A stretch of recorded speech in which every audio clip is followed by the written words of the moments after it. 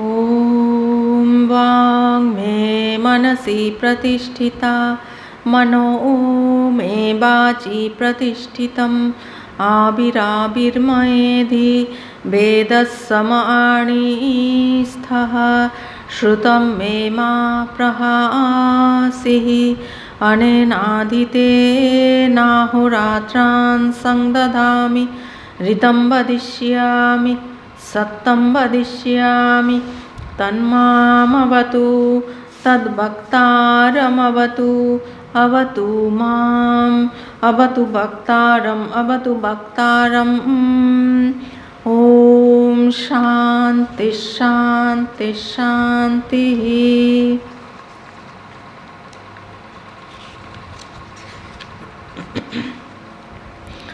शङ्करं शङ्कराचार्यं केशवं बादरायणं सूत्रभाष्यकृतं वन्दे भगवन्तः पुनः पुनः। আমাদের আলোচ্য বিষয় ভগবান শঙ্করাচার্য বিরচিত বিখ্যাত প্রকরণ গ্রন্থ বিবেক চূড়ামণি। গ্রন্থ প্রারম্ভেই ভগবান মঙ্গলাচরণ করে নিচ্ছেন, গুরুবন্দনা। আমরাও গুরুবন্দনা মঙ্গলাচরণ করে নিচ্ছি।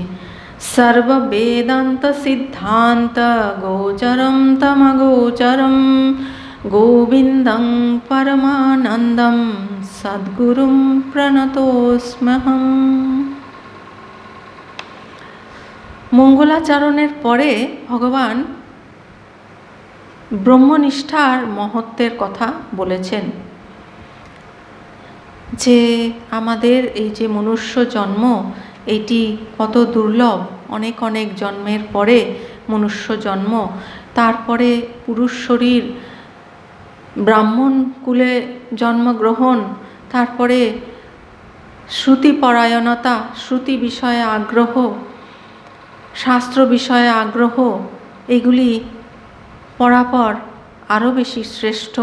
তার থেকে আরও শ্রেষ্ঠ শ্রবণজনিত যে জ্ঞান, তার থেকে আরও শ্রেষ্ঠ হলো মননজনিত জ্ঞান, তার থেকে আরও শ্রেষ্ঠ নিদিধ্যাসনজনিত জ্ঞান, এবং তার থেকে আরও শ্রেষ্ঠ হলো সমাধিজনিত যে ব্রহ্মস্বরূপে অবস্থান, সেইটি হচ্ছে মুক্ত অবস্থা, সেইটি হচ্ছে সবচেয়ে শ্রেষ্ঠ।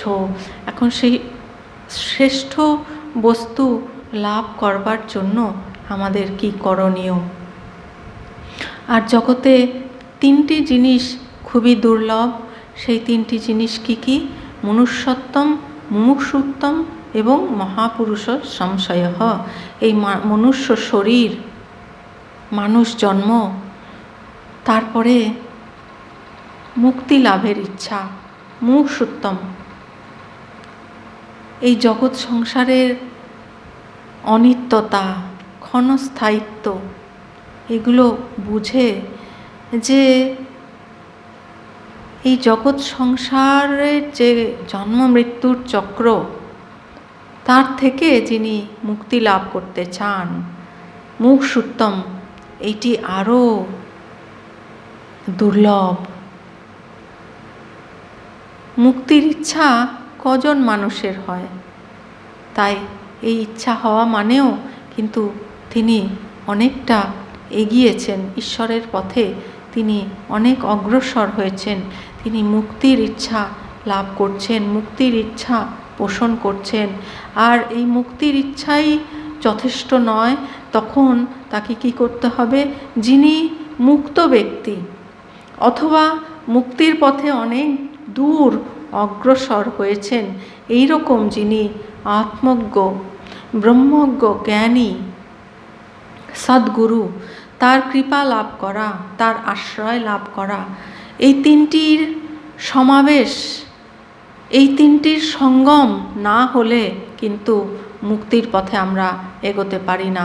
তাই এই তিনটি হচ্ছে অত্যন্ত দুর্লভ। এই তিনটি জিনিসের সমাগম হওয়া অত্যন্ত দুর্লভ।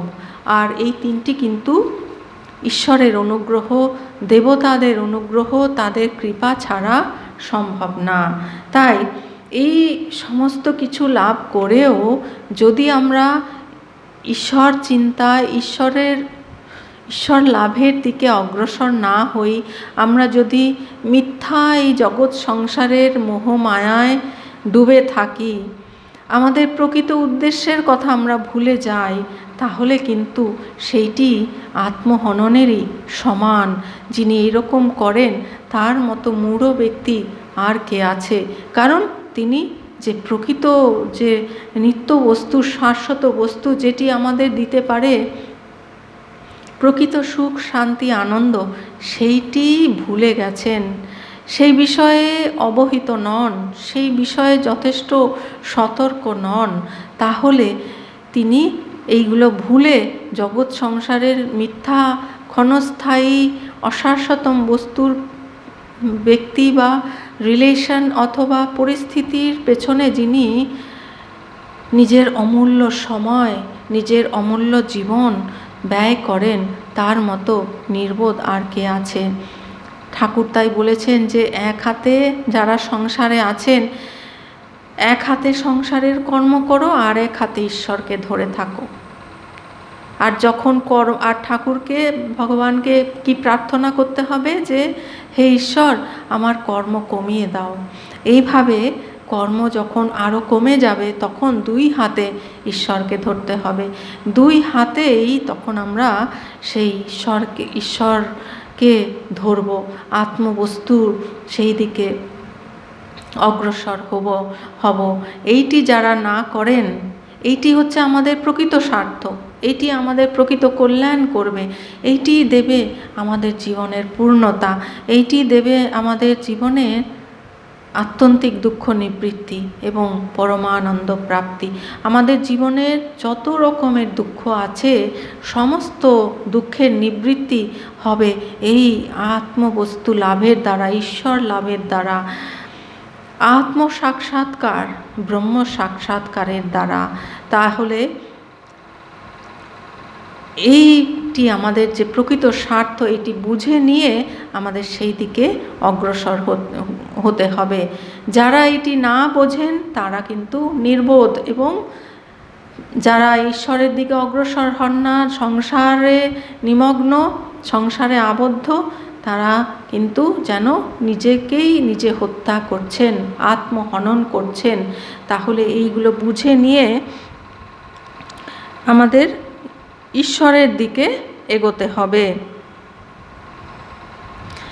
আর এই ঈশ্বরের পথে এগোতে প্রথমে আমাদের এই শাস্ত্র সম্বন্ধে আলোচনা, শাস্ত্র বিষয়ে জানা, শাস্ত্র বিষয়ে অধ্যয়ন, অধ্যাপন, এগুলো প্রয়োজন আছে। তারপরে কর্মেরও প্রয়োজন আছে, নিষ্কাম কর্ম, সকাম কর্ম, নিষ্কাম কর্ম, এইগুলো প্রয়োজন আছে। সেগুলি আমাদের ক্রমশ উন্নতি করে, ডেভেলপিং স্টেজে এগুলো আমাদের করতে হয়। এগুলো করে যখন আমরা অনেকটা এগিয়ে গেলাম, অনেকটা ডেভেলপমেন্ট আমাদের হয়ে গেল, তারপরে কিন্তু আমাদের এই ঈশ্বরের পথেই আসতে হবে। এছাড়া কিন্তু আর দ্বিতীয় কোনো পন্থা নেই।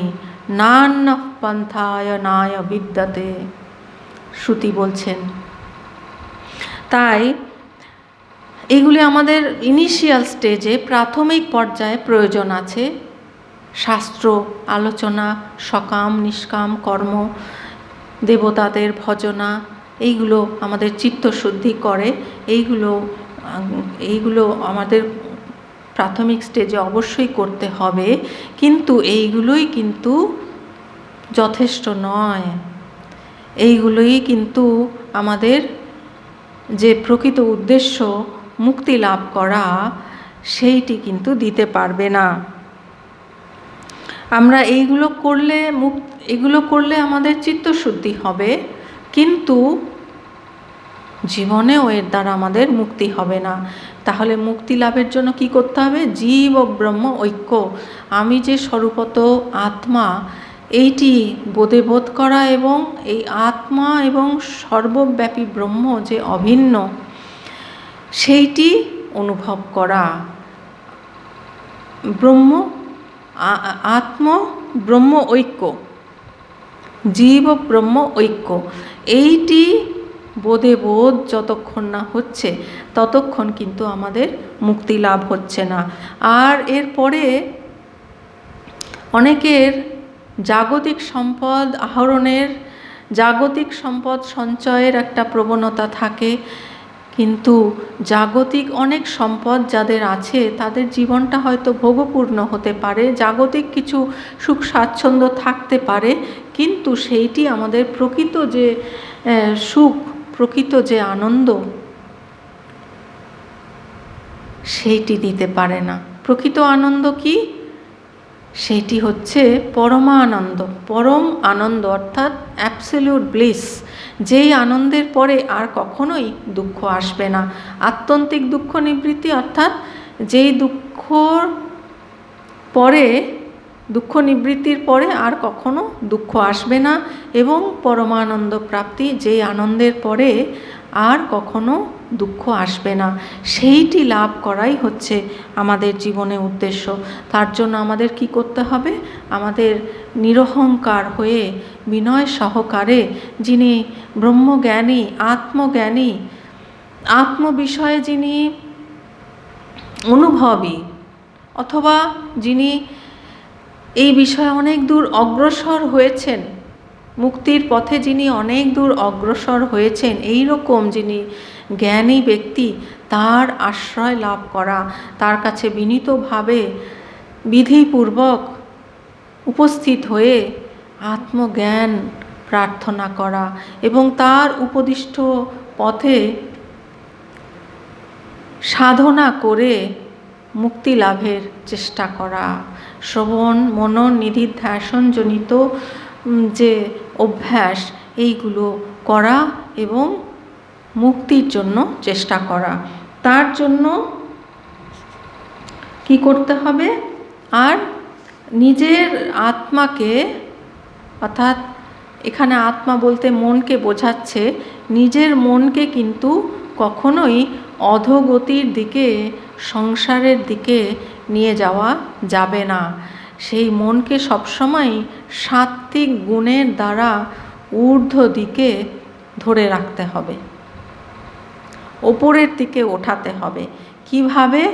আত্মচিন্তার দ্বারা, অহং ব্রহ্মাস্মি, এই আত্মচিন্তার দ্বারা, অহং ব্রহ্মাস্মি, তত্ত্বমসি, অয়মাত্মা ব্রহ্ম, প্রজ্ঞানাং ব্রহ্ম, এই যে বেদান্তের যে মহাবাক্য, এই চিন্তনের দ্বারা সেই লোয়ার সেলফকে হায়ার সেলফে সবসময় ধরে রাখতে হবে, সেই উচ্চ অবস্থায় নিজেকে সবসময় ধরে রাখতে হবে। নিজেকে কখনোই অধোগতির দিকে নিয়ে যাওয়া যাবে না, অধোগতির দিকে নিজেকে যেতে দেবে না। তারপরে ভগবান বলছেন যে তার জন্য আমাদের কি করতে হবে? যে সকাম এবং নিষ্কাম কর্ম পরিত্যাগ করে, এই সকাম এবং নিষ্কাম কর্ম কতক্ষণ প্রয়োজন? যতক্ষণ না আমাদের আত্মবিষয়ে পরোক্ষ জ্ঞান হচ্ছে। কিছুমাত্র অন্তত যদি চিত্তশুদ্ধি না হয়, তাহলে কিন্তু জ্ঞান শ্রবণ করলেও সেইটি আমাদের বোধগম্য হয় না। সুতরাং চিত্তশুদ্ধির জন্য আমাদের এই শাস্ত্র অধ্যয়ন, অধ্যাপন, দেবতাদের ভজনা, দেবতাদের আরাধনা, সকাম কর্ম, তারপরে চিত্তশুদ্ধির জন্য নিষ্কাম কর্ম, এইগুলির প্রয়োজন আছে। যখন এই চিত্তশুদ্ধি হয়ে গেল অন্তত কিছুটা পরিমাণ, তখন আমরা গুরু সমীপে গিয়ে, সদ্গুরুর সান্নিধ্যে গিয়ে, ব্রহ্মজ্ঞানের সংস্পর্শে এসে তার কাছে প্রার্থনা জানিয়ে যখন আমরা আত্মজ্ঞান লাভ করলাম, তারপরে কি কর্তব্য? তখন এই নিষ্কাম এবং সকাম কর্ম পরিত্যাগ করে শ্রবণ মনন এবং নিধিধ্যাসন দ্বারা মুক্তির চেষ্টা লাভ করাই হচ্ছে কর্তব্য। এই পর্যন্ত আমাদের আলোচনা হয়ে গিয়েছিল 10 নম্বর শ্লোক পর্যন্ত। আজকে আমাদের আলোচ্য বিষয় 11 নম্বর শ্লোক। এই শ্লোকে ভগবান বলছেন, চিত্তস্য শুদ্ধয়ে কর্ম নতু বস্তুপলব্ধয়ে বস্তু সিদ্ধির বিচারেণ ন কিঞ্চিৎ কর্ম কোটিবিঃ। চিত্তস্য শুদ্ধয়ে কর্ম নতু বস্তুপলব্ধয়ে বস্তু সিদ্ধির বিচারেণ ন কিঞ্চিৎ কর্ম কোটিবিঃ। চিত্তের শুদ্ধির জন্য নিষ্কাম কর্মের প্রয়োজন। নিষ্কাম কর্মের আগে আমরা সকাম কর্ম করেছি। সকাম কর্ম শাস্ত্র আমাদের বলছেন যে ধর্ম সহকারে কর্ম করো, সেইটিও কিন্তু পুণ্য কর্ম। সেই কর্ম করে যখন তাতেও আমরা বৈরাগ্যবান হই, তখন আমাদের নিষ্কাম কর্মের আগ্রহ আসে। সেই নিষ্কাম কর্ম প্রয়োজন আছে, সেইটির দ্বারা আমাদের চিত্তশুদ্ধি হয়।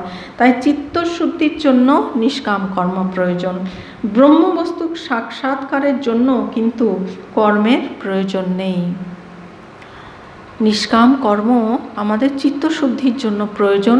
আর চিত্তশুদ্ধি না হলে আমরা কিন্তু ব্রহ্ম কথা বুঝতে পারবো না, ব্রহ্মবস্তুর সাক্ষাৎকার করতে পারবো না।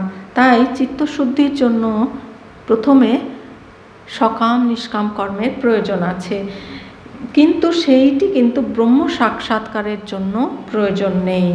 ব্রহ্ম সাক্ষাৎকারের জন্য কর্মের প্রয়োজন নেই।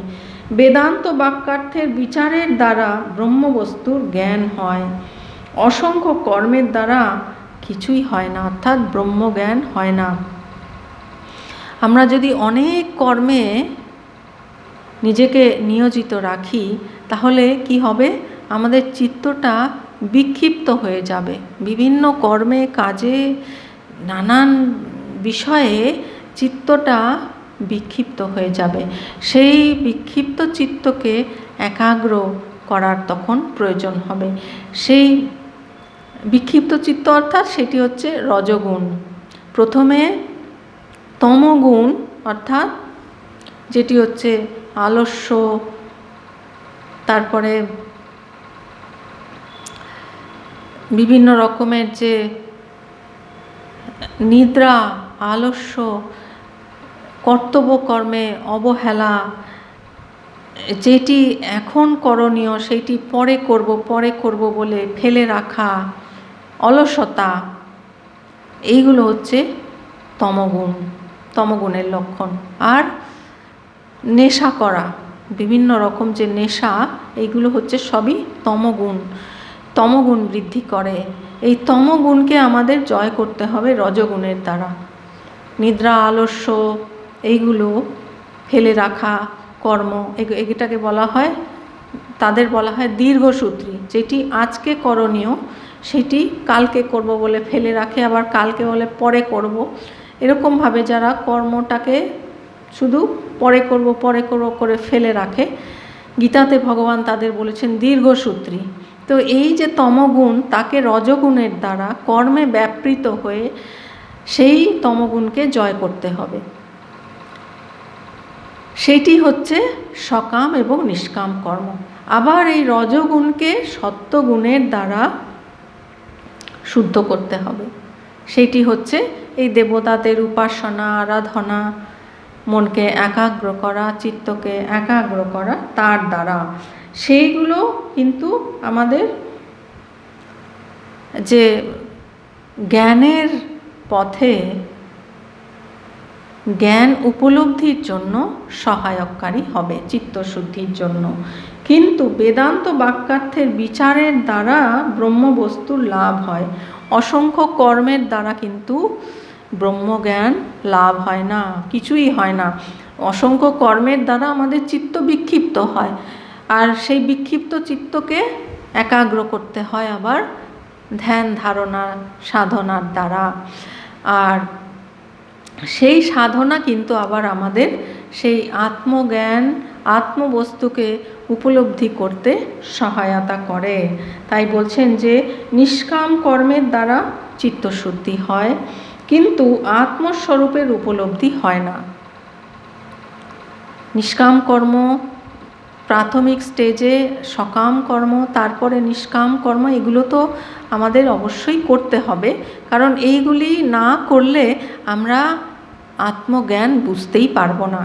আত্মজ্ঞান বোঝার মতো আমাদের পাত্রতাই তৈরি হবে না। তাই এইগুলো প্রাথমিক পর্যায়ে অবশ্যই করণীয়, কিন্তু এইগুলি যথেষ্ট নয়, কারণ এই অনেক কর্ম কিন্তু আমাদের জ্ঞান দিতে পারবে না, আমাদের আত্মস্বরূপের উপলব্ধি দিতে পারবে না। এইগুলো আমাদের আত্মস্বরূপের উপলব্ধির কারণ, উপলব্ধির সহায়ক, কিন্তু উপলব্ধি দিতে পারে না। কেবলমাত্র বিচারের দ্বারা বস্তুর স্বরূপের উপলব্ধি হয়। এই যে অনাত্ম বস্তু বিবেক, নিত্য অনিত্য বস্তু বিবেক, এর দ্বারাই কিন্তু আত্ম উপলব্ধি হয়। কোটি কোটি কর্মের অনুষ্ঠানের দ্বারা কিছুমাত্র প্রয়োজন সিদ্ধ হয় না। অর্থাৎ এই আত্ম সাক্ষাৎকারের জন্য, ব্রহ্ম উপলব্ধির জন্য কোটি কোটি কর্মে কিন্তু এই আত্ম সাক্ষাৎকার ব্রহ্ম উপলব্ধি হয় না। চিত্ত শুদ্ধ হলে আত্মস্বরূপ শত প্রকাশিত হন। যখন আমাদের চিত্ত সম্পূর্ণ শুদ্ধ হয়ে যায়, তখন কি হয়, আত্ম এবং অনাত্ম বস্তু দুটো পৃথক হয়ে যায়, দুটো কমপ্লিট সেপারেশন হয়ে যায়। তখনই কিন্তু আমাদের সেই আত্মস্বরূপের উপলব্ধি হয়। অর্থাৎ যে আত্মস্বরূপ সেটি নিজেই শত প্রকাশিত হন। সেজন্য বলা হয় তিনি হচ্ছেন স্বয়ং প্রকাশ, আত্মা হচ্ছেন স্বয়ং প্রকাশ, স্বয়ং জ্যোতি। যো অয়মাত্মা স্বয়ং জ্যোতি পঞ্চকোশ বিলক্ষণা। বলছেন যে এই আত্মা হচ্ছে স্বয়ং জ্যোতি, অবস্থাত্রয় সাক্ষী, এই অবস্থাত্রয়ের সাক্ষী। পঞ্চকোশ বিলক্ষণা, এই যে পঞ্চকোষ রয়েছে, অন্নময়, প্রাণময়, মনোময়, বিজ্ঞানময়, আনন্দময় কোষ, এই সমস্ত কোষের থেকে আলাদা। এবং অবস্থাত্রয় সাক্ষী, এই যে তিনটি অবস্থা, জাগ্রত, স্বপ্ন, সুষুপ্তি, এই তিন অবস্থার থেকেও ভিন্ন যে তুরীয় চৈতন্য, সেই হচ্ছে আত্মবস্তু। এই বিষয়ে মন্তব্য করছেন, পাপ কর্মের অনুষ্ঠান ও বাসনা কামনার দ্বারা চিত্ত কলুষিত হয়। অর্থাৎ যেটি অধর্ম কর্ম, অধার্মিক যে সমস্ত কর্ম, সেইগুলো হচ্ছে পাপ কর্ম, এবং নানান রকম যে বাসনা কামনা, তার দ্বারা আমাদের চিত্ত কলুষিত হয়। নিষ্কাম কর্মের দ্বারা বহুল পরিমাণে চিত্তের ওই সমস্ত কলুষ যখন দূর হয়, ওই সমস্ত কলুষ ভাব যখন শান্ত হয়, তখন কি হয়, চিত্ত শুদ্ধ হয়। আর নিষ্কাম কর্মের দ্বারাও ব্রহ্ম উপলব্ধি হয় না। চিত্ত শুদ্ধি হয় বটে, কিন্তু ব্রহ্ম উপলব্ধি হয় না। বেদান্ত বাক্যের অর্থের বিচার দ্বারা ব্রহ্ম বস্তুর উপলব্ধি হয়। বেদান্ত বাক্যের অর্থের বিচার, নিত্য অনিত্য বস্তু বিবেক, আত্ম অনাত্ম বস্তুর বিবেকের দ্বারা, বিচারের দ্বারা আমাদের বস্তু উপলব্ধি হয়। এইটি হচ্ছে বেদান্তের সিদ্ধান্ত। বস্তু সিদ্ধি ব্রহ্ম বস্তুর সিদ্ধি, অর্থাৎ জ্ঞান। ওম পূর্ণমদঃ পূর্ণমিদং পূর্ণাৎ পূর্ণমুদচ্যতে পূর্ণস্য পূর্ণমাদায় পূর্ণমেবাবশিষ্যতে। ওম শান্তি শান্তি শান্তি। হরি ওম তৎসৎ। শ্রীরামকৃষ্ণার্পণমস্তু।